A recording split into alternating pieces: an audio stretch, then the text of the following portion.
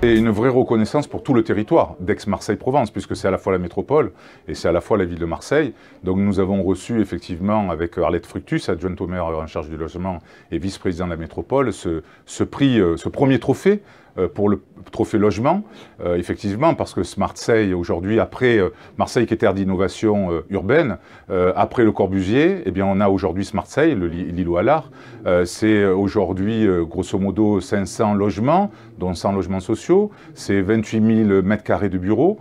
C'est quasiment 7 000 mètres carrés de commerce. Donc, c'est une véritable entreprise dont le citoyen est au cœur, puisque vous aurez une plateforme connectée, 24 heures sur 24, 7 jours sur 7, qui permettra aux citoyens de pouvoir utiliser de l'autopartage, faire attention à la boucle d'eau de mer qui va permettre sur le logement d'avoir de la température idéale.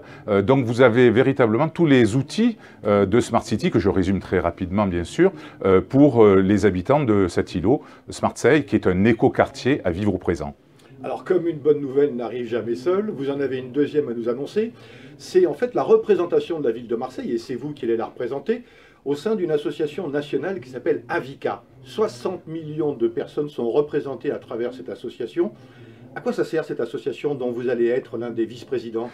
Alors l'Avica, effectivement, a plus de 30 ans d'existence et est représentée par l'ensemble des collectivités territoriales, locales, intercommunalités, puisque la totalité de ce territoire est représentée. Vous le disiez, c'est quasiment 68 millions de personnes qui sont représentées au sein de cette structure.